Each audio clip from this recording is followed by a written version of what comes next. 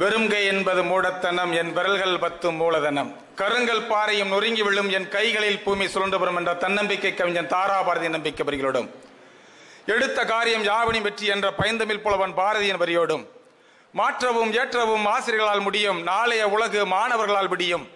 மாற்றவும் ஏற்றவும் ஆசிரியர்களால் முடியும், நாளைய உலகு மாணவர்களால் விடியும் என்ற எனது வரிகளோடும் இந்த ஒரு அற்புதமான அவையிலே அனைவருக்கும் முதற்க நன்றியினை தெரிவிக்கின்றேன். நண்பர்களே, சங்கமைத்து தமிழ் வளர்த்த மதுரை, நம்ம மதுரை, நல்ல மதுரை. எப்படிப்பட்ட மதுரை? பாண்டியர் குதிரை குளம்படியும், தூள் பறக்கும் இளைஞர் சிலம்படியும், மதி தோண்டிய புலவர் சொல்லடியும், இளம் தோகை மாதரதம் நெல்லடியும், மயங்கி ஒளித்த மாமதுரை, இது மாலையில் மல்லிகை பூமதுரை என்பார் கவிப்பேரரசு வைரமுத்து. மதுரன்னா மல்லி, நம்ம மனங்களம்பும் துள்ளி, நட்புக்களை அள்ளி ஆடுவோம்டா கிள்ளி என்று நான் ஒரு பாடல் எழுதினேன். இந்த மதுரை தான். திருவிளையாடலிலே ஒரு அற்புதமான வசனம் உண்டு. இப்புலவன் கொண்டு வந்த பாட்டிற்கு சபையிலே குற்றம் கூறியவன் எவன்? அவன் இவன் என ஏக வசனம் வேண்டாம், அவை அடக்கத்தோடு கேட்டால் அதற்கு தக்க பதில் தருவார்கள். அப்படியானால் இங்கு நுண்மை விட மற்றவருக்கு அதிகாரமோ? இது அரச சபை என்று தமிழ் திருச்சபை இங்கு சகலருக்கும் சம உரிமை உண்டு என்று அன்று சொன்னதை இன்று இந்த தமிழ் சங்கம் நிறுவனம் செய்து கொண்டிருக்கின்றது. நண்பர்களே, ஆம், 30 ஆண்டுகள் கல்லூரி பேராசிரியராக, தமிழ்துறை தலைவராக இருந்து சங்க இலக்கியத்தை எல்லாம் சாறு விழிந்து நமக்கு தந்த ஐயா அப்துல் ஹமீது அவர்களோடு அடியவனாகிய என்னையும் உட்கார வைத்து அழகு பார்த்திருக்கிறது இந்த மன்றம் என்று சொன்னால் அதுதானே நம்முடைய தமிழ் சங்கம், தமிழ் திருச்சபை. இது அரச சபை அன்று. அன்று அரசியலுக்கு ஒரு அன்னை இந்திரா என்று சொன்னால், அறிவி வளர்க்கக்கூடிய நம்முடைய உலக தமிழ் சங்கத்திற்கு அன்னை சந்திரா அவர்கள் பொறுப்பேற்ற நாள் முதல் இந்த அரங்கம் எப்படி இருக்கிறது? தோற்றத்தில் ஒரு ஏற்றம் இருக்கிறது, அவர்கள் நடத்துவதில் ஒரு மாற்றம் இருக்கிறது. ஆக ஒட்டுமொத்தமாக படிப்படியாக துளி துளியாக உளி கொண்டு அதை செதுக்குவதை போல அவர்கள் செதுக்கிக் கொண்டிருக்கின்றார்கள். இங்கு வந்தபோது கூட நானும் ஐயா அவர்களும் அவருடைய அறையில் அமர்ந்த போது அவர்கள் சொன்னார்கள், இன்று விடுமுறையாக விட்டதோ? நான் நினைத்தேன், இல்லை அம்மா, வெள்ளி என்றால் என் இளைஞர் படை துள்ளி வரும், வார வாரம் ஆரவாரம் இந்த அரங்கிலே நடைபெறும் என்று. நேற்று அலங்காநல்லூரிலே அடங்காத காளைகளை அடக்கிய ஜல்லிக்கட்டு வீரர்கள் இங்கே இருக்கக்கூடிய எனது அன்பு தம்பி இளவல்கள் இங்கே இருக்கிறார்கள். தன் கரத்திலே உரம் கொண்ட கரத்திலே முரம் கொண்டு புலியை விரட்டிய அந்த வீரத்தாயின் பரம்பரைகளாக இதோ என்னுடைய தங்கைகள் இருக்கிறார்கள், வருவார்கள் என்று நாங்கள் நம்பினோம். வந்தார்கள், இதோ ஆதரவினை தந்து கொண்டிருக்கின்றார்கள். உண்மையிலே உள்ளதுபடியே மகிழ்ச்சியாக இருக்கிறது. இந்த மதுரை எப்படிப்பட்ட மதுரை? முத்தமிழ் வளர்த்த மதுரை. இயல் இசை நாடகம் என்று என்னுடைய மாணவ தம்பிகள் 3 பேரை அழைத்து வந்திருக்கின்றேன். அம்மா அவர்கள் குறைந்தது ஒரு 5 பேர் அழைத்து வாருங்கள், 10 பேர் அழைத்து வாருங்கள் என்று சொன்னபோது முத்தமிழ் இருந்த இந்த சபையில் இந்த 3 பேருமே என்னுடைய தம்பிகள் இருக்கின்றார்கள் என்று நான் நினைத்தேன். என்னுடைய மாணவி கௌசல்யா வந்திருக்கிறாள். நான் பெருமைப்படுகிறேன். எப்படி தெரியுமா? கிட்டத்தட்ட 18 ஆண்டுகால என்னுடைய ஆசிரியர் பணியின் நிறைவில் நான் இப்பொழுது பெருமையாக கருதுகிறேன். ஒரு மாணவன், ஒரு மாணவி 5 முடித்து 6ஆம் வகுப்புக்கு வருகிறான் என்று சொன்னால் அது வெற்றி. 6 முடித்து அவன் 10 முடித்து 6 தொடங்கி 10 முடித்து 11 வருகிறான் என்றால் அது ஒரு மாபெரும் வெற்றி. அதற்கு அடுத்ததாக என் மாணவி, என் மகள், அவள் கல்லூரியில் தன் கால்களை மிதித்து தடம் பதிக்கிறார் என்று சொன்னால் அது என்னுடைய மிகப்பெரிய வெற்றி. எத்தனை கிராமப்புறத்து மாணவர்களுடைய வாழ்க்கை பள்ளி பருவத்திலே முடிந்துவிடக்கூடிய இந்த காலகட்டத்தில் நான் அவளை பார்த்தேன். அவையை பேச வந்தது நான் சரிதானமா என்று நான் நினைத்தேன். சங்க இலக்கியத்திலே அவை என்று ஆராய்ச்சிக்குள் போகின்ற பொழுது 3 அவை, 5 அவை, 6 அவை இருப்பதாக சொல்கிறார்கள். 6 பேர் என்றால் என்ன? இதோ இங்கே இருக்கக்கூடிய 100 பேர் என்றால் என்ன? அவை என்பவள் ஆராய்ச்சிக்குள் செல்லாமல் அறிவுக்கு உட்பட்டு பார்க்கின்ற பொழுது அவளுடைய பாடல்கள் அனைத்தும் அற்புதமாக இருக்கின்றன. அவளுடைய பாடல்களில் சாயம் பூசப்படவில்லை. மிக அற்புதமாக ஐயா அவர்கள் சொன்னார். இந்த அதியமானுக்கும் அவ்வைக்கும் உள்ள அந்த நட்பு எப்படி இருந்தது? புலமையில் மட்டுமல்ல, அரசியல் தரத்திலும் அவர் சிறப்புற்றிருந்திருக்கிறார். அதுதான் நாம் பார்க்க வேண்டும். 2000 ஆண்டுகளுக்கு முன்பாக ஒரு பெண்மணி, நன்மணி, மங்கையரின் கண்மணி ஒருவள் புலமையோடு நின்று விடாமல் அரசியலிலும் அவள் தன்னை நிலைநிறுத்தி இருக்கிறார் என்று சொன்னால் எவ்வளவு பெரிய ஒரு முத்தாய்ப்பான செய்தி. இந்த சங்கம் வைத்த மதுரையில் எப்படிப்பட்ட மதுரை? தமிழ் கூடல், அது பேர் எவ்வளவு அற்புதமா இருக்கு பாருங்க. நான்மாட கூடலில் தமிழ் கூடல். யாருக்கு சொல்லணும்? மாணவர்களுக்கு சொல்லணும். இந்த இளைஞர் படைக்கு சொல்ல வேண்டும். இவர்கள் இதை உள்வாங்கிக் கொண்டு மற்றவரிடத்தில் சொல்ல வேண்டும் என்பதற்கான ஒரு வெள்ளிதோறும் ஒரு அற்புதமான நிகழ்வை தந்து கொண்டிருக்கிறார்கள் சொன்னார். புரட்சி தலைவருடைய பிறந்தநாள் நேற்று. இந்த உலக தமிழ் சங்கத்திலே உருவாவதற்கு அவர்தான் ஒரு அடிக்கல் நாட்டுகிறார். இந்த அரங்கம் இப்போது ஒரு நம்முடைய மதுரை என்றாலே சில அடையாளங்கள் இருக்கின்றன. மீனாட்சி அம்மன் ஆலயம், வைகை ஆறு, பாரதி சொல்வான் அல்லவா, பாலாறு, தென்பண்ணை, இது எல்லாம் சொல்கின்ற பொழுது தமிழ் கண்டதோர் வையை பொருணை நதி என்று சொல்கின்றான். தமிழ் கண்டது வையையும் பொருணை என்று சொல்லப்படக்கூடிய தாமிரபரணி தான். அந்த வைகையில், இந்த வைகையில் தமிழை வளர்ப்பதற்கான ஒரு மிகப்பெரிய பங்களிப்பனை நம்முடைய மன்றமான செய்து கொண்டிருக்கின்றது. நண்பர்களே, கண்ணதாசன் சொல்வான் அல்லவா, கதிர் வெடித்து பிளம்பு விட கடல் கொதித்து சூடாற்ற முதுமை மிகு நிலப்பரப்பில் முதற்பரப்பு தோன்றிவிட நதி வரும் முன் மணல் தரும் முன் நலமலர்த்த தமிழனங்கே என்று நம்முடைய மதுரையை பற்றி சொல்கின்றார். இந்த தமிழ் எப்படிப்பட்ட தமிழ்? கன்னடமும் கலிதெலுங்கும் கவின் மலையாளமும் துளுவும் உன் உதிரத்தை எழுந்து ஒன்று பல ஆய்விடனும் ஆரியம்போல் உலக வழக்கு அழிந்து சிதையா உன் சீரிழமை திறமியந்து செயல் மறந்து வாழ்த்துதுமை என்று பேராசிரியர் சொன்னதை நாங்கள் செயல் மறக்கவில்லை, செயல் நினைந்து இப்போது செய்து கொண்டிருக்கிறோம் என்று அன்னை சந்திரா அவர்கள் இந்த அற்புதமான நிகழ்வை முன்னெடுத்து செல்கின்றார்கள் என்று சொன்னால் எவ்வளவு ஒரு மகிழ்ச்சி. மதுரைக்காரன் தான் ஒரு எங்க போனாலும் மதுரைக்காரன்னா வந்துட்டாங்கடா இவங்க பேச்சு நம்மளை காட்டி கொடுக்கும். ஏனென்று சொன்னால் தமிழ் நம்மளோடு இருந்தது. இந்த சங்கத்தில் தான், இந்த முச்சங்கத்தில் தான் எவ்வளவு நீங்க மதுரை பாருங்க, எங்க போனாலும் கூட மதுரை என்று சொன்னால் அவ்வளவு ஒரு மகிழ்ச்சியாக இருக்கு. அந்த பேச்சை கேட்பதற்கும் நான் சொன்னேன் அளவு அடையாளங்களில் ஒன்றாக இன்று இந்த மதுரை தமிழ் சங்கம் கட்டடம் இருந்து கொண்டிருக்கின்றது.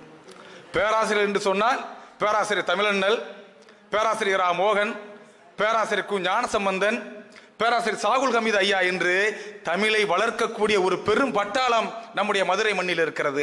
இந்த மண்ணில் தான் அருந்தமிழுக்கு ஒரு அவ்வை நிறைய பேர் இருக்காங்க. தலைப்பு கேட்ட உடனே எனக்கு நம்முடைய இந்த நேரத்தில் நான் எங்கள் பேராசிரியர் இரா மோகன் ஐயா அவருக்கு நன்றி சொல்ல வேண்டும். இந்த அரங்கமானது கற்றுணர்ந்த பெரும் பேராசிரியர்களுக்கான இருந்ததை என்னை போன்ற ஆசிரியர்களுக்குமான ஒரு இடமாக அம்மா அவர்கள் மாற்றி இருக்கின்றார்கள். நான் மனதார அவர்களுக்கு நான் முதலில் வாழ்த்துக்களையும் என்னுடைய நன்றி அறிதலையும் தெரிவித்துக் கொள்கின்றேன். இது வாய்ப்பல்ல, இது வாழ்க்கை. தம்பிகளே, தங்கிகளே, உங்களுக்கான ஒவ்வொன்றையும் நீங்கள் வெறும் வாய்ப்பாக நினைக்காதீர்கள், வாழ்க்கையாக நீங்கள்.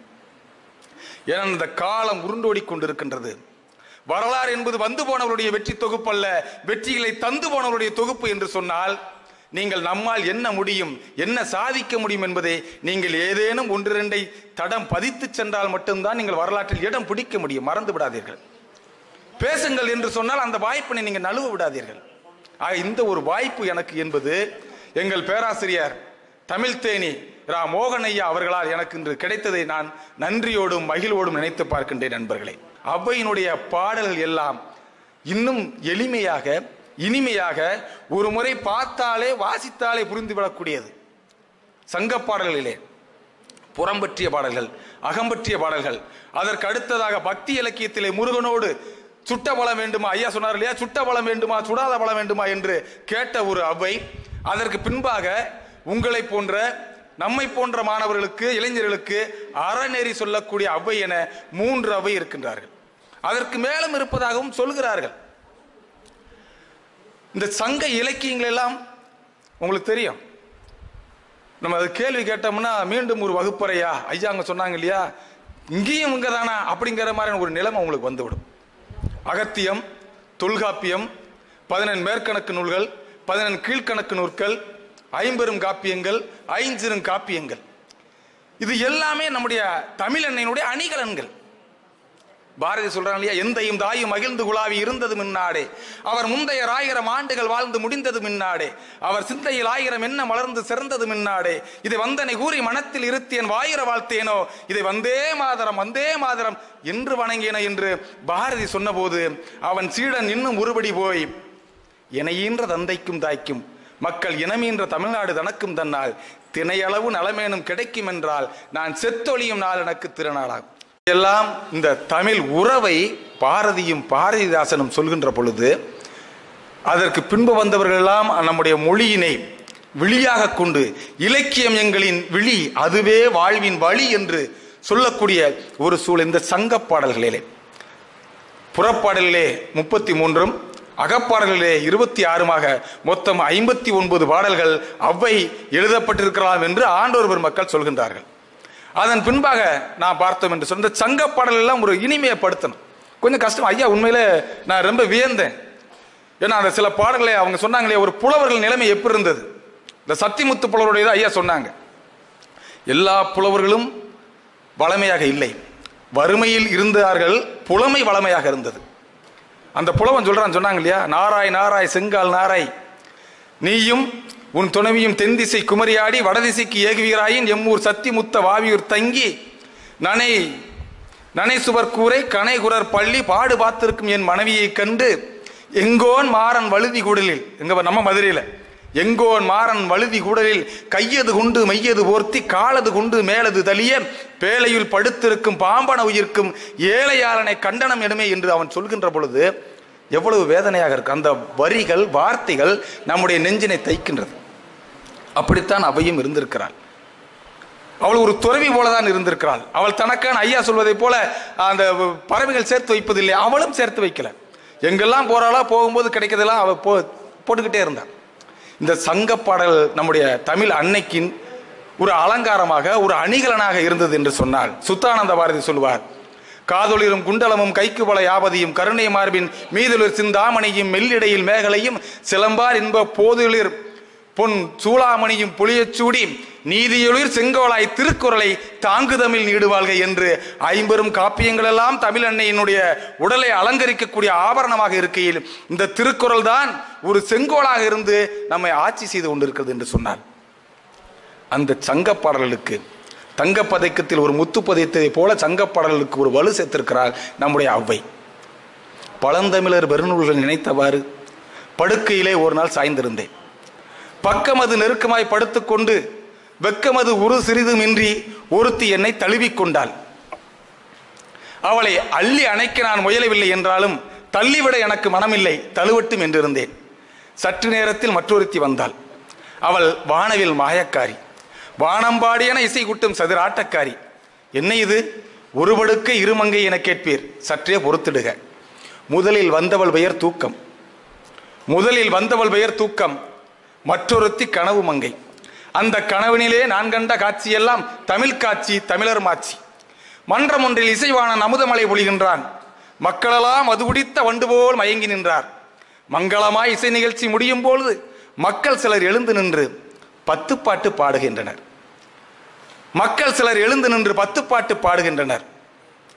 மலைத்துவிட்ட இசைவாணன் கனைத்துக் கொண்டு 10 பாட்டு பாடினால் என்ன தொகை தருவீர் என்று கேட்டான். வெடுக்கனை எழுந்து நின்று விடையிறுத்தார் ஒரு புலவர். 8 தொகை தருவதாக. என்ன இது, எந்த 10 பாட்டுக்கு 8 தொகையா? அத்தெனக்கு குறுந்தொகை. ஓஹோ, 100 வேண்டீரோ புலவரேரே? 100 வேண்டேன், அதனை தீண்டேன். 400 தருவீரா புலவரேரே? அதுவும் அகத்தில் 400, புறத்தில் 400, கையில் 400, அகத்தில் 400, கருப்பில் 400.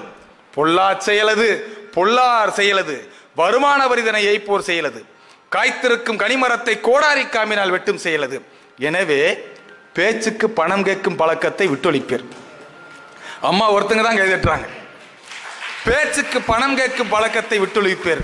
உமது தொண்டைக்கு பசும்பால் தருவோம், தேவையெனில் முப்பாலும் தருவோம். உமது தொண்டைக்கு பசும்பால் தருவோம், தேவையெனில் முப்பாலும் தருவோம். முப்பால் தருவதாக மொழிந்திட்ட புலவரையா, இனி பொருட்பால் ஒன்றிருக்கே என் தொண்டை பேசும் என்று எழுந்து விட்டான் இசைவாணன். நீடுதுயில் நீங்கி எழுந்தேன் நெடுநல்வாடை வட்டதாலே. அந்த கனவினிலேயே நான் கண்ட காட்சியெல்லாம் தமிழ் காட்சி, தமிழர் மாட்சி. அந்த கனவினிலே நான் கண்ட காட்சியெல்லாம் தமிழ் காட்சி, தமிழர் மாட்சி என்று அந்த சங்கப்பாடல்கள் எல்லாம் ஒரு கவிதையாக்கி கொடுத்திருப்பார் நம்முடைய முத்தமிழறிஞர் டாக்டர் கலைஞர் அவர்கள். இவையெல்லாம் நமக்கு ஒரு அணிகலனாக இருக்கின்ற பொழுது அன்னையினுடைய அமுத மொழிகளும் மிக அற்புதமான ஒரு களஞ்சியமாக திகழ்கின்றது. புறப்பாட்டிலே சொல்கின்றார், நாடாகொன்றோ அவளாகொன்றோ, நாடாகொன்றோ காடாகொன்றோ, அவளாகொன்றோ மிசையாகொன்றோ, எவ்வளி நல்லவர் ஆடவர் அவ்வளி நல்லை வாழிய நிலனே. பாருங்க, நாடோ காடோ மேடோ பள்ளமோ எதா இருந்தா அன்னையா, எங்கே ஆடவர் நல்லவனாக இருக்கின்றானோ அங்கே அந்த நாட்டில் நாம் வாழலாம், அது நன்றாக இருக்கும். இதுக்கு ஆம்பளை பையங்க கைதட்டணும், சும்மாவே குனிஞ்சிட்டு இருக்கப்படாது. நேரம் பொம்பளை பிள்ளைன்னா தெரிச்சிருக்கும்ல. அப்ப அன்று வாழ்ந்தவருக்கு ஒரு ஆடவன் நன்றாக இருந்தால் அந்த இடத்தில் நாம் வாழலாம். அந்த நிலமானது எதாக இருந்தால் என்ன, அந்த 4 நிலத்திலையும் பாருங்க, பாலை தவிர்த்து அனைத்தையும் சொல்கின்றார். குறிஞ்சி, முல்லை, மருதம், நெய்தல், பாலை என அனைத்தையும் அவள் சொல்கின்றார். இன்னொரு பாடலிலே மழலினுடைய பெருமையை பற்றி சொல்லுவாள். மழலினுடைய பேச்சு என்பது தந்தைக்கு புரியாது, அது பொருத்தமான நேரத்தில் அவள் சொல் இருக்காது. ஆனாலும் அந்த பேச்சு தந்தையிடம் அருள் பெறுவதை போல, அதிகமா நெடுமா நஞ்சியே என் பாடல் உன்னிடம் அருள் பெற்று விடுகிறது என்று மழலையினுடைய பேச்சை பற்றி சொல்கின்றார். அதனால தானே வள்ளுவன் பாடினான், குழல் இனிது யாழினிது என்பர் தம் மக்கள் மழலை சொல் கேளாதவர். பாண்டியம் பாடினேன், படைப்பு பல படைத்து பலரோடு உண்ணும் உடைப்பெறும் செல்வராயினும் இட்டும் தொட்டும் கவ்வியும் தொழந்தும் நெய்யுடைய அடிசல் மெய்பட விதிர்த்தும் மயக்குறு மக்களை இல்லோர்க்கு பயக்குறை இல்லை தாம் வாழும் நாளை. என்ன செல்வம் இருந்தால் என்ன, அந்த நம்ம உடம்புல அப்படியே நெய்ச்சோரோடு அந்த பிள்ளை குழந்தை செல்வம் வந்து நம்மளை கட்டி அணைக்கின்ற பொழுது, இன்னும் எனக்கு 2 தேவதைகள். அது சின்ன பாப்பா அப்படியே பின்னாடி வந்து கண்ணை மூடிட்டு, அப்பா அவன் கண்ணை பொத்துனது யாருன்னு சொல்லு அப்படிங்க. கண்ணை பொத்துனது அவதான், கண்ணை பொத்துனது யாருன்னு சொல்லு அப்படின்னு சொல்லும். அந்த மழலையினுடைய இன்பம், அதை பற்றி அப்படியே பாடுகின்றார். அதிகமாக போன ஆபத்து. பட்டினத்து சுவாமி தான் அழகா பாடுவார். நாப்பிளக்க பொய்யுரைத்து நவநிதியம் தேடி நலமொன்று மரியாத நாரியரை கூடி பூப்பிளக்க வருகின்ற புற்றீசல் போல பொல போலன கலகலன புதல்வர்களை பெறுவீர், காப்பதற்கும் வகையறியீர், கைவிடவும் மாட்டீர், கவர் பிளந்த மரத்துளைக்குள் கால் நுழைத்துக் கொண்டே ஆப்பதனை அசைத்திட்ட குரங்கதனை போல் அகப்பட்டீரே கடந்துள்ளே அகப்பட்டீர். நான் அதிகம் பெற்ற லாபத்து. அப்துல் ரஹ்மான் சொல்வார், பெண்கள் குழந்தை வேண்டும் என்று அரசை சுற்றியது அந்த காலம், பெண்கள் குழந்தை அதிகம் பெற வேண்டாம் என்று அரசு பெண்களை சுற்றுகிறது இந்த காலம் என்று அந்த அரசுங்கிற ஒரு வார்த்தையை வச்சு சொல்வார். இவை சங்கப்பாடல் என்றால் காதலை பற்றியும் பாடியிருக்காங்க. இன்றைய இளைஞர்களுக்கு, மாணவர்களுக்கு மிக முக்கியமான பாடலாக நான் காண்பது என்ன அப்படின்னா, பிற்காலத்தில் உள்ள அந்த அவையினுடைய பாடல்கள். ஆத்திசூடி, கொன்றை வேந்தன், மூதுரை, நல்வழி, இதுல மட்டும் நான் ஒரு சில வரிகள் மட்டும் சொல்லிட்டு நான் முடிச்சிடறேன். நான் ஆத்திசூடி இதுதாங்க இன்னைக்கு வந்து பிள்ளைங்களுக்கு, பிறந்த பிள்ளைகளுக்கு பள்ளிகளில் நாம் சேர்க்கின்ற பொழுது ஒரு அரிச்சுவடி. அது ஆத்திசூடி மட்டுமல்ல, அது அரிச்சுவடி. ஆ முதல் அக்கு வரை எப்படி சொல்லணுங்கிற மிக அற்புதமா சொல்றேன். அறம் செய்ய விரும்பு, ஆறுவது சினம், இயல்வது கரவேல், ஈவது விளக்கேல், உடையது விளம்பேல், ஊக்கமது கைவிடேல், எண்ணெழுத்து இகழேல், ஏற்பது இகழ்ச்சி, ஐயமுட்டு உண், ஒப்புரவு ஒழுகு, ஓதுவது ஒளியேல், அவ்வியம் பேசேல், அக்கன் சுருக்கேல். இது எல்லாமே பாருங்க, இப்படித்தான் நம்ம கத்துக்கிட்டோம். இன்னைக்கு என்ன போடுறாங்க, முதல் அக்கு தானடா, அக்கா பொண்ணு கிக்கு தானடா. இது கிக்கு இல்லடா, இது மக்குடாது. இப்படி போனா என்ன ஆகும் யோசிச்சு பாருங்க. ஒரு அரிச்சுவடியாக குழந்தைகளுக்கு எதை தர வேண்டும் என்று தந்தவள் நம்முடைய அவ்வை. ஔவையார் ஒரு படம் வந்துச்சுங்க, ஐயாக்கெல்லாம் மிகப்பெரிய ஆட்கள் இருக்காங்க, அவங்களுக்கெல்லாம் தெரியும். ஜெமினி பிக்சர்ஸ் தயாரிப்பில் வந்த படம் அவ்வை. இந்த அவ்வையை பற்றி பேசினா நம்ம நிச்சயமாக யாரை பேசணும்னா சுந்தராம்பாள் அம்மாவை நம்ம பேசணும். இன்று நாம் பார்க்கக்கூடிய அந்த அவ்வை என்ற உருவமெல்லாம் அன்னை சுந்தராம்பாள் அவங்களுடைய உருவம் தான். வாய்ப்பு கிடைச்சா நீங்க அந்த படம் பாருங்க. எப்படி கர்ணனை குந்தி தேவி ஒரு பெட்டியில் வைத்து விடுகின்றாளோ, ஆற்றில் விடுகின்றாளோ, அதை போலதான் அவ்வையினுடைய பிறப்பும் அந்த படத்திலே காட்டப்படுகிறது. அவை பிறக்கிறாள், அவளுடைய அன்னை சேர்ந்து வைத்து அவளை வாழ நம்மோடு இருக்க வேண்டும் என்று நினைக்கிறாள். ஆனால் தந்தை நம்முடைய சபதம் என்ன என்று சொல்லி ஒரு மழை பெய்யக்கூடிய அந்த ஒரு பகல் பொழுதிலே காட்டில் விட்டு சென்று விடுகிறார்கள். சிறுதுளி பெருவெள்ளமாகிறது. அந்த கூடையில் இருக்கக்கூடிய அந்த குழந்தை ஆற்றில் அடித்து வரப்படுகிறது. ஒரு அந்தனர் கையில் கிடைக்கிறது. அவர் அந்த குழந்தையை தன் வீட்டில் தன்னுடைய மனைவிடம் கொடுக்கிறார். அங்கிருந்து அந்த குழந்தை வளரத் தொடங்குகிறது, அழுகிறது. அங்கே பிள்ளையாருடைய ஒரு சிலை இருக்கிறது. அந்த பார்க்க வந்த பெண்களில் ஒருவர் சொல்கிறார், இந்த குழந்தை இந்த பிள்ளையார் சிலையை பார்த்து அழுகிறது, அதை எடுங்கள் என்று சொன்னவுடன் அந்த சிலையை கொடுத்தவுடன் அந்த குழந்தை சிரிக்க தொடங்குகிறது. இப்படியாகத்தான் பிள்ளையாருக்கும் ஔவைக்குமான ஒரு தொடர்பு அந்த இதில் காட்டப்படுகிறது. ஆத்தி சூடி அமர்ந்த தேவனை ஏத்தி ஏத்தி தொழுவோம் யாமே என்று சொல்லி 109 ஒற்றை வரியில சொல்றாங்க. நிறைய சொன்னா எடுபடாது. இன்னைக்கு பாருங்க, 2000 வருஷத்துக்கு முன்ன திருவள்ளுவர் யோசிச்சிருக்கிறார். பிற்காலத்தில் செல்னு ஒன்று கண்டுபிடிப்பாங்க, அதிக வார்த்தை நம்மளால் அடிக்க மாட்டேன், 7 சீரில் அடிச்சு விட்டு தான் போனாத்தான் ஸ்பீடா போவாங்க, வேகமா போவாங்கன்னு சொல்லி அன்றே அவர் நினைத்து இன்று 7 சீர்களில் வந்து இன்னைக்கு நம்ம அடிக்கிறத அன்னைக்கே செஞ்சிருக்காரு சொல்லி எங்கள் பேராசிரியர் ஞானசம்பந்தன் ஐயா அவங்க சொல்லுவாங்க. சுருங்க சொல்லணும்,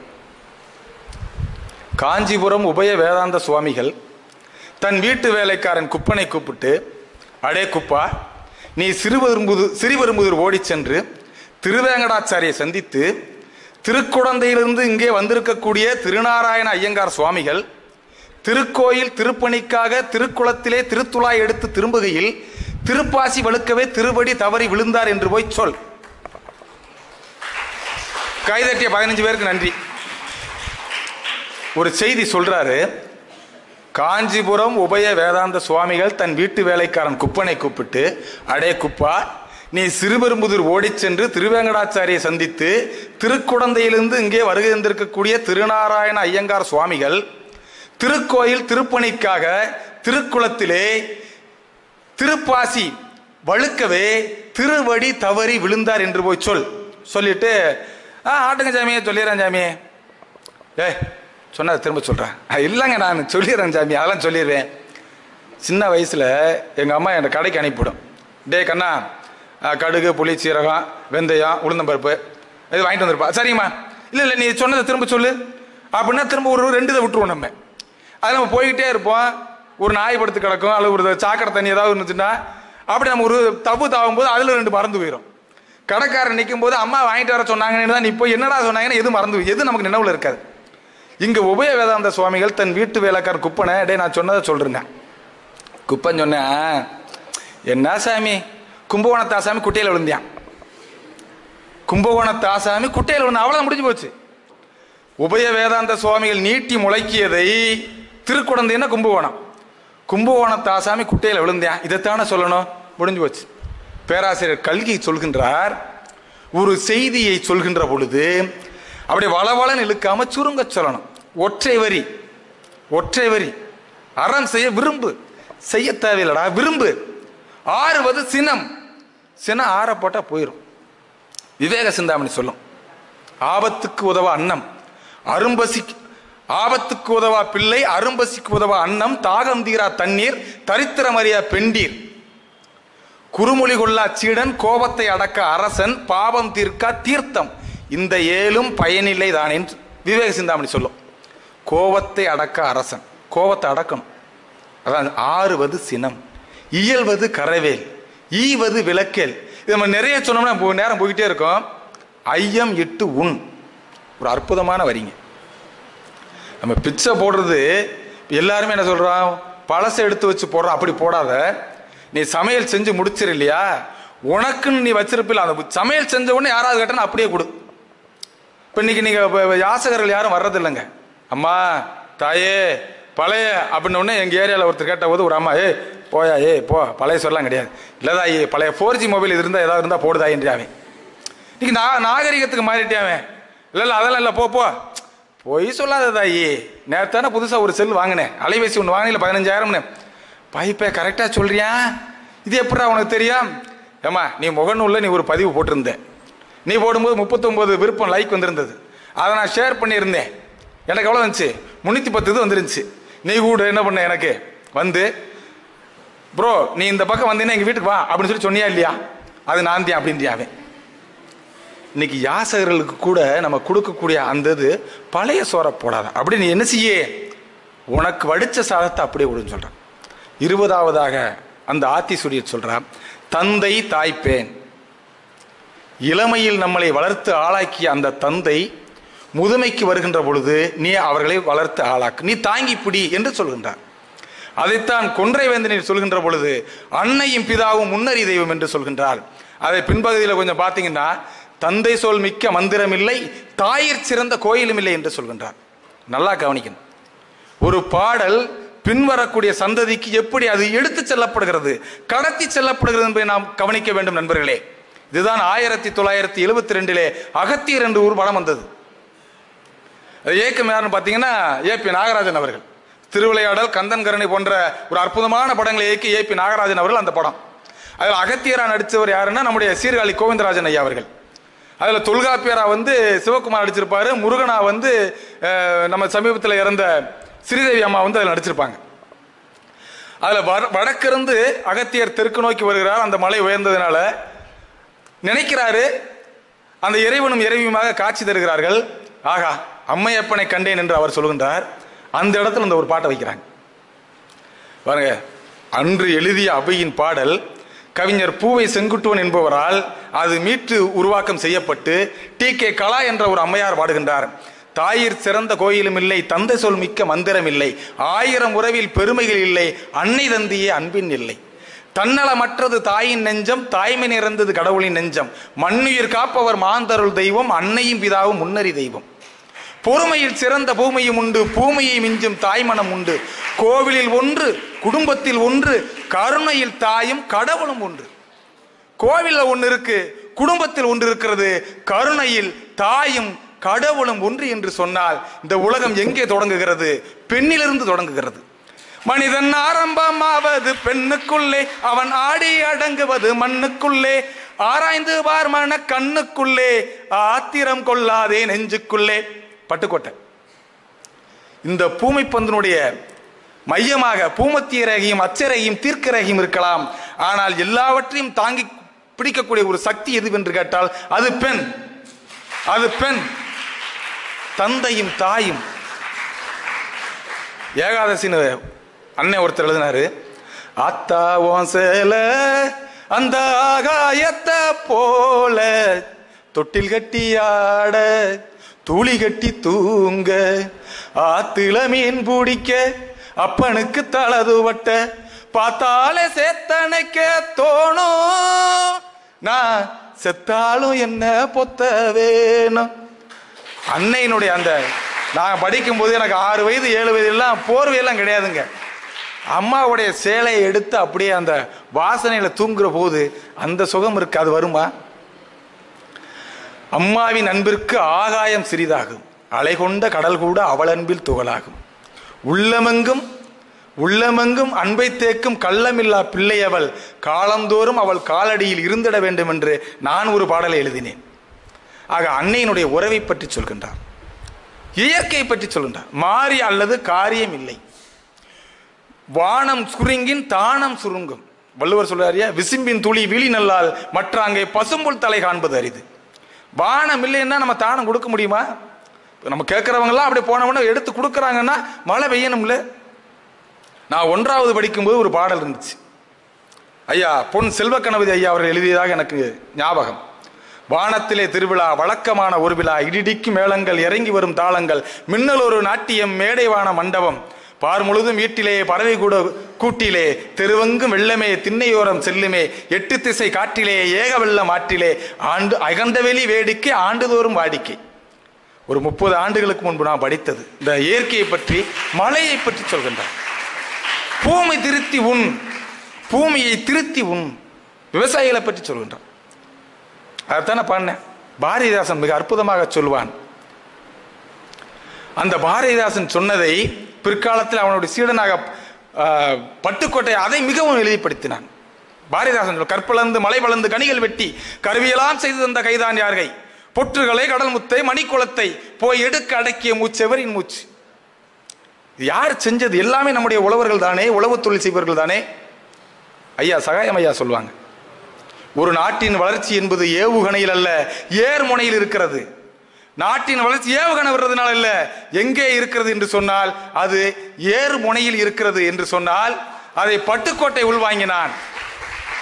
சும்மா கடந்த நிலத்தை கொத்தி சோம்பல் இல்லாம ஏர் நடத்தி கம்மா கரைய ஒசத்தி கட்டி கரும்பு கொள்ளையில் வாய்க்கா வெட்டி சம்பா பயிரை பறிச்சு நட்டு தகுந்த முறையில் தண்ணீர் விட்டு நெல்லு விளைஞ்சு இருக்கு வரப்பு உள்ள மறைஞ்சு இருக்கு, நெல்லு விளைஞ்சு இருக்கு வரப்பு உள்ள மறைஞ்சு இருக்கு, அடக்காடு விளைஞ்சன்னா மச்சா நமக்கு கையுங்காலும் தான் மிச்சம், கையுங்காலும் தான் மிச்சம், காடு விளையட்டும் பொண்ணே நமக்கு காலம் இருக்குது பின்னே.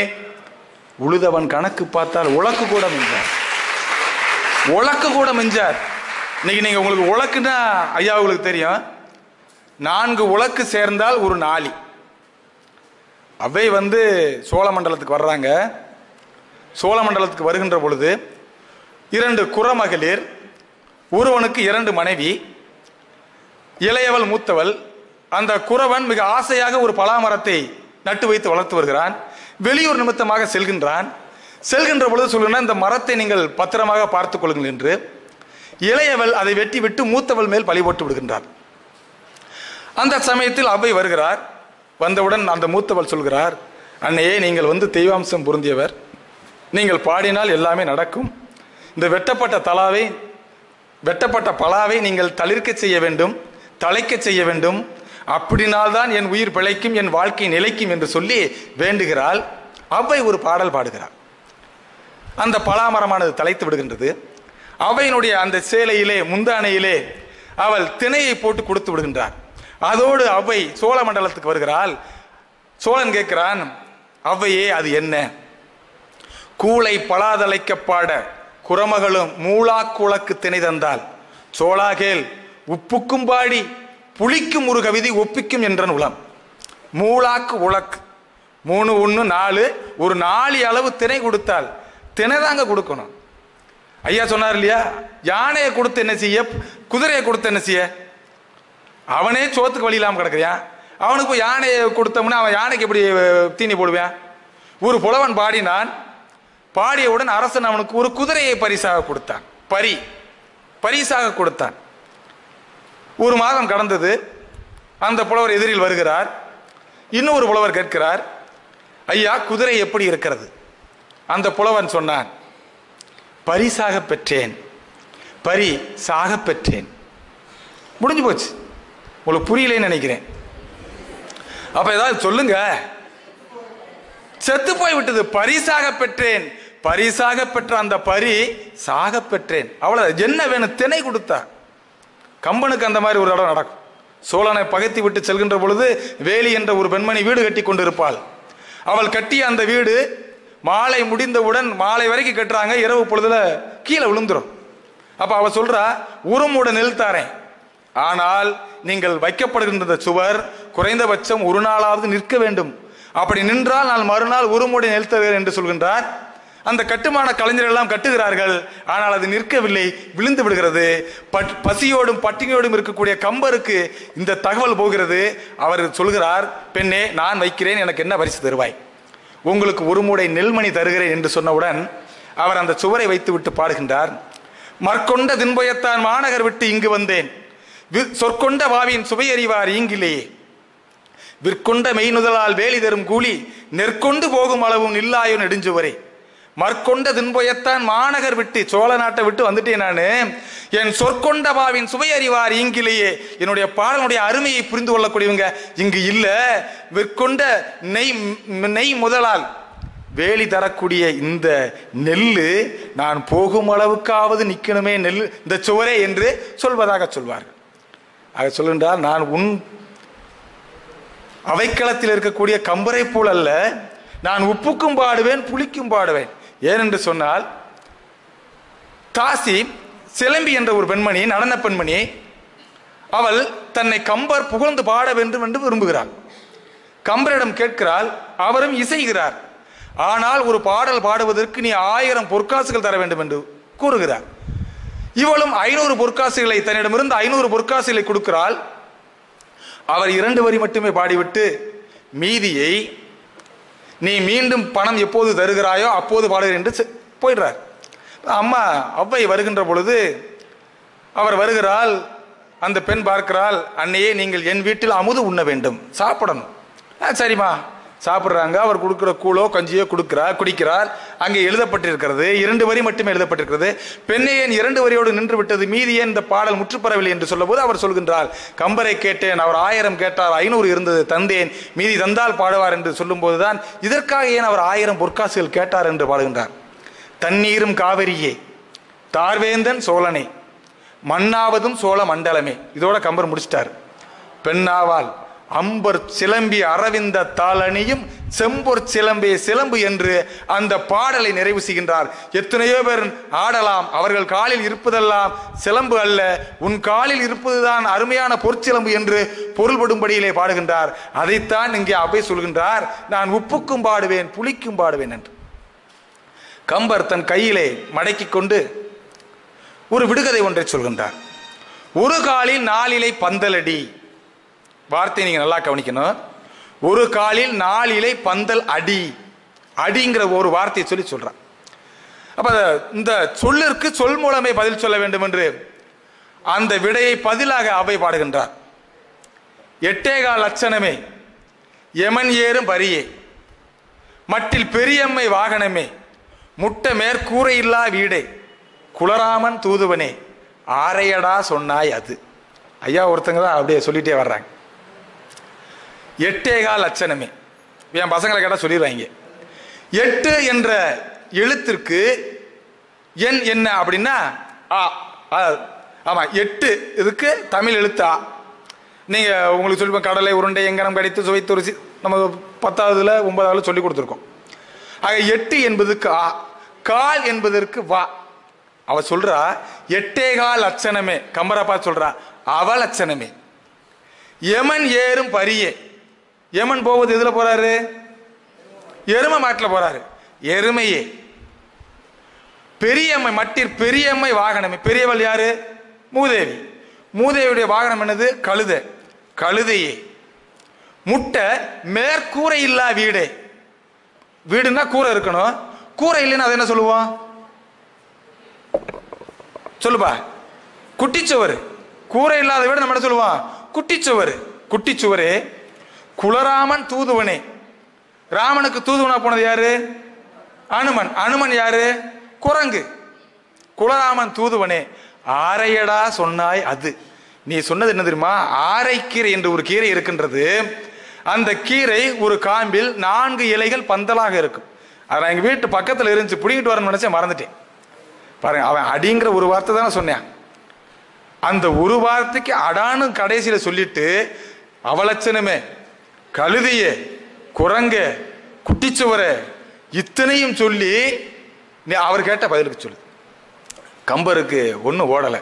இல்லை, அவ்வளோதான், சபை கலைந்தது. ஏன்னா அது ஒரு அசிங்கம் இல்லையா? அது பெண்ணிடம் வந்து ஒரு வார்த்தை கம்பர் சொன்னதை காட்டிலும் பல மடங்கு வேகத்திலே போடுகிறார்.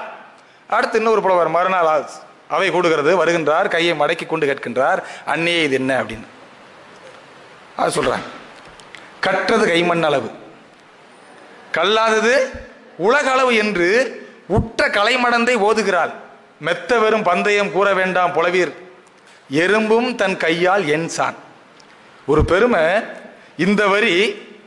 கற்றது கைமண் அளவு, கல்லாதது உலகளவு என்ற இந்த வரி அமெரிக்காவில் மெக்சிகன் மாகாணத்திலே பிரிமண்ட் என்ற ஒரு அரசு உயர் பள்ளியில் எழுதப்பட்டிருக்கிறது. அந்த பள்ளியினுடைய குறிக்கோள் வாசகம் எது என்று கேட்டால், நம்முடைய அவையினுடைய கற்றது கைமண் அளவு, கல்லாதது உலகளவு என்ற வாசகத்தை வைத்திருக்கிறார்கள் என்று சொன்னால், அவ்வை அகிலம் என்றும் சென்றிருக்கிறார். அகிலமெங்கும் தன் கருத்துக்களால் பரவி இருக்கின்றார். இன்னைக்கு அவை இருந்தால் என்ன பாடியிருப்பாங்க? கற்றது செல்லளவு, கல்லாதது கணினி அளவு அப்படின்னு பாடியிருப்பாங்க. அப்புறம் இன்னொருத்தன் பாட போனாங்க. அவன், ஆகா அற்புதம் அவி, அற்புதம், இந்த பாட்டுக்கு என்ன வேணாலும் தரலாம், ஆனாலும் நான் நாளை தருகிறேன் வாருங்கள் சொல்லிட்டேன். மறுநாள் அவை போறா, அற்புதமான பாடலை நீங்கள் பாடினீர்கள், அந்த பாட்டிற்கு குதிரையே தரலாம், நாளை வாருங்கள் தருகிறேன் என்று சொல்லிவிட்டார். மறுநாளும் போனால் அற்புதமான பாட்டு, அந்த பாட்டிற்கு கறவை எருமை மாடு தரலாம், நாளை வாருங்கள் தருகிறேன். மறுநாளும் போனால் எருது தரலாம் என்றான், ஆடு தரலாம் என்றான். அவள் சொன்னால், அவன் சொன்னான், நான் தான் போகவில்லை. இந்த இரக்க பண்பு, கொடைப்பண்பு எப்படி வர வேண்டும் என்று தெரியுமா? சித்திரமும் கைப்பழக்கம், செந்தமிழும் நாப்பழக்கம், வைத்ததொரு கல்வி மனப்பழக்கம், நித்தம் நடையும் நடைப்பழக்கம், நட்பும் தயையும் கொடையும் பிறவிக்குணம். இப்ப எல்லாமே வந்துடும். சித்திரமும் கைப்பழக்கம், படம் வரைஞ்சா வந்துடும். எங்க பசங்க வரைவாங்க. இந்த செயல்பாடுக்கெல்லாம் படத்தை வாங்கி ஒட்டாதீங்கடா, நீங்களா வரைங்கடான்னா வரைவாங்க. இது யாருப்பா? ஐயா இதாங்க அம்புஜத்தம்மாள், ஒன்றும் பிரச்சனை இல்லைப்பா, இருந்துட்டு போட்டோம், கீழே பேர் எழுதிரு, அந்த அம்மா தான் நான் உறுதிப்படுத்திக்கிறேன். இது நாளை பயிற்சியில் நிச்சயமாக அவனுக்கு வரும். என்னடா படம் வரைஞ்சிருக்க என்று சொல்லக்கூடாது. நீ முயற்சி செய்திருக்கிறாய், வெகு விரைவில் அப்படியே வரும். அவ்வளவுதான். சித்திரமும் கைப்பழக்கம், செந்தமிழும் நாப்பழக்கம். நான் இன்னைக்கு இங்க வந்து பேசுவேன் நான் நினைச்சேன்னா, நான் 11ஆம் வகுப்பு படிக்கும் போது என்னுடைய தமிழாசான் கவிஞர் கணேசன் அவர்கள் என்ன ஒரு பேச்சு போட்டியில் நீ பேசணும்டா, நீ பேசலைன்னா இனிமே நான் உன்கிட்ட பேச மாட்டேன்னார். ஒரு நிர்பந்தத்தின் அடிப்படையில் தான் இந்த ஒளி வாங்கி முன் நான் நின்றேன். இன்று அதுதானே இன்று உங்கள் முன்னாடியும் என்னை நிற்க செய்திருக்கிறது. செந்தமிழும் நாப்பழக்கம், வைத்ததொரு கல்வி மனப்பழக்கம். இப்ப நம்ம பாட்டு சொல்றோம் இல்லையா, என்கிட்ட எந்த குறிப்பும் கிடையாது, எந்த குறிப்பும் கிடையாது. இப்ப நீங்க வந்து பாத்தீங்கன்னா ஐயா வச்சுட்டு போயிருக்கிறாங்க, அவ்வளவு, இதுல எந்த குறிப்பும் கிடையாது. நான் பேசுகிறேன், அது வந்தால் நான் பேசுவேன். எப்பொழுது என்னிடத்தில் அந்த கருத்து தொய்வடைகிறதோ நான் நன்றி வணக்கம் என்று சொல்லி என் உரையை நிறைவு செய்து விடுகிறேன். ஆக செந்தமிழும் நாப்பழக்கம். அதான் போய் சொன்னா இல்லையா, வைகரை துயில் எழு.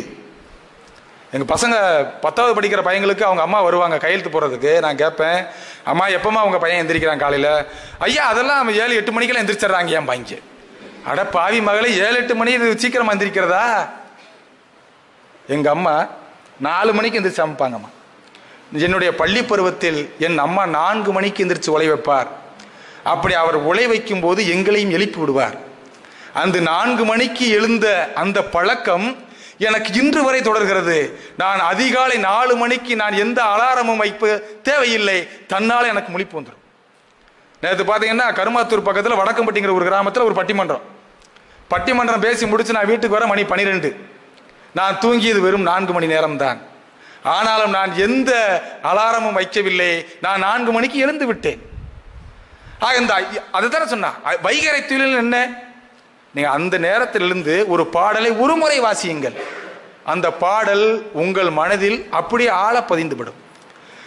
நீங்க பசங்கள்லாம் சொல்லும்போது சொல்லுவா, அறம் செய்ய விரும்பு, ஆறுவது சினம், இயல்வது கரவேல். இப்ப வரைக்கும் நடந்துகிட்டு இருக்குல்ல, அது ஒரு தான் வந்துகிட்டே இருக்கும். அவன் நினைச்சு சொல்றானா யோசிச்சு சொல்றானா நம்ம சொல்ல தேவையில்லை, அது அப்படியே வந்து கொண்டு இருக்கணும்.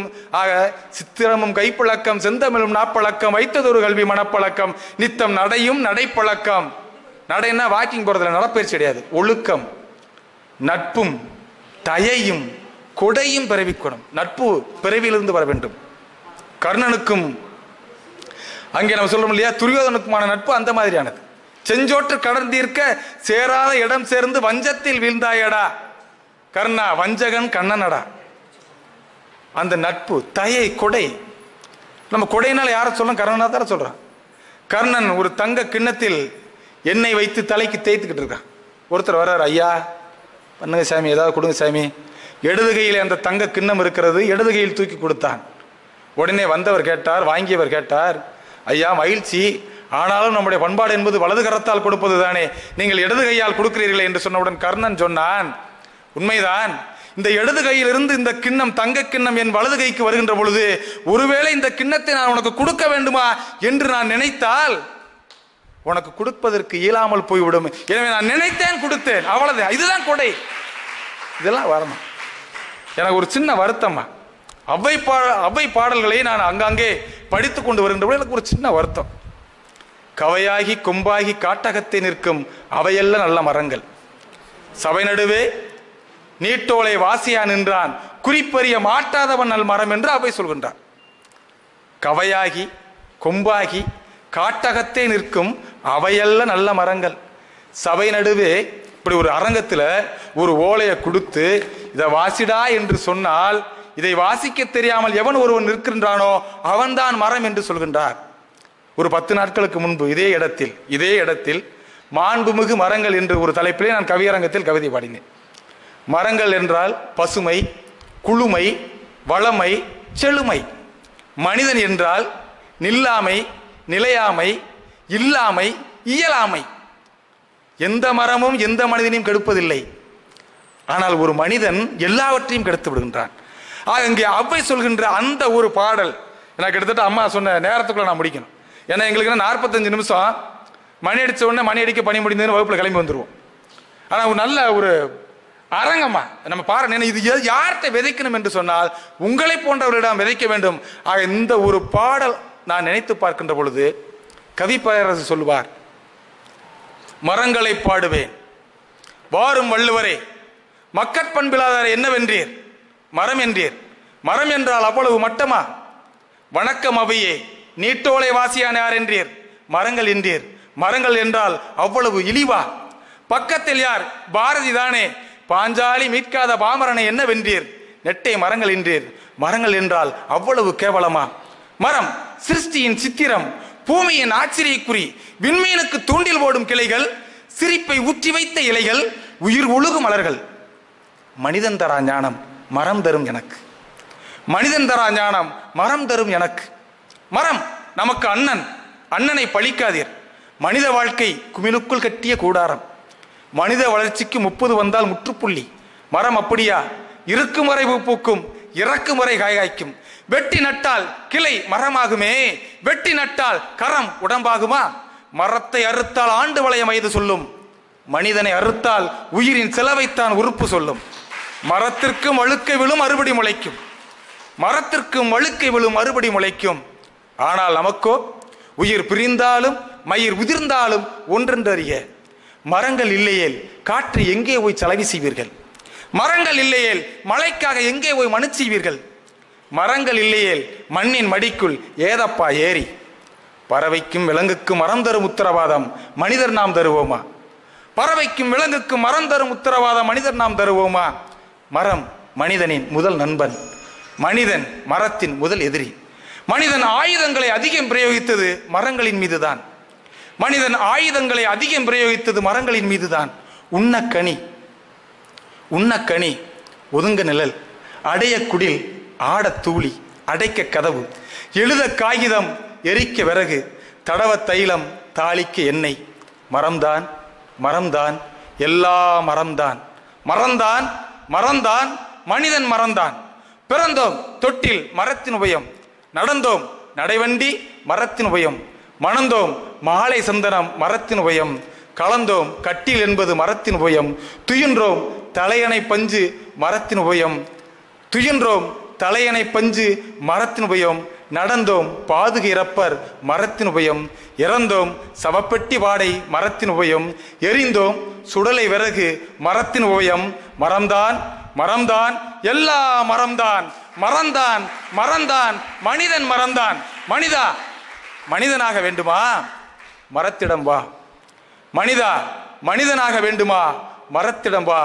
ஒவ்வொரு மரமும் போதி மரம் என்று கூறி வாய்ப்பளித்த அன்னை சந்திரா அவர்களுக்கும், தாய்மொழியாம் தமிழில் என் வாய்மொழி கேட்டு உங்களோடு உரையாடவும் உங்களோடு உறவாடவுமான ஒரு அற்புதமான களம் அமைத்து தந்த என்னுடைய அன்பு பேராசன் பேராசிரியர் மோகன் அவர்களுக்கும், இன்னும் நான் பேசுவேன், 1 மணி நேரம் இன்னும் நீங்கள் கொடுத்தால்.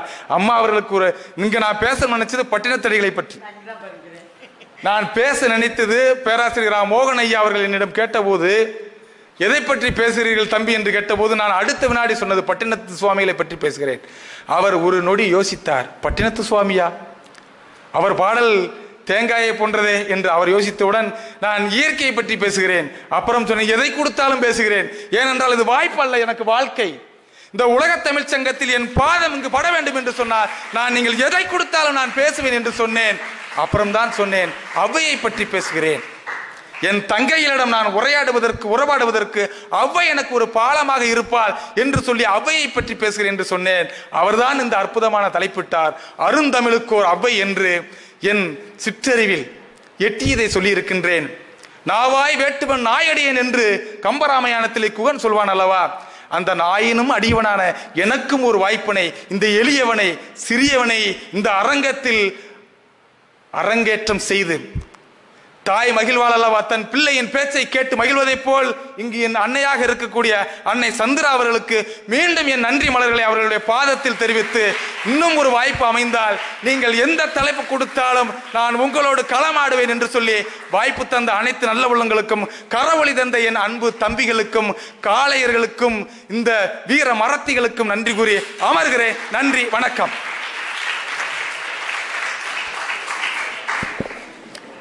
இலக்கியத்தை பற்றி கூறும் பொழுது லிட்ரேச்சர் இஸ் எட்டர்னலி ப்ரெசன்ட்னு ஆங்கிலத்தில் சொல்லுவாங்க.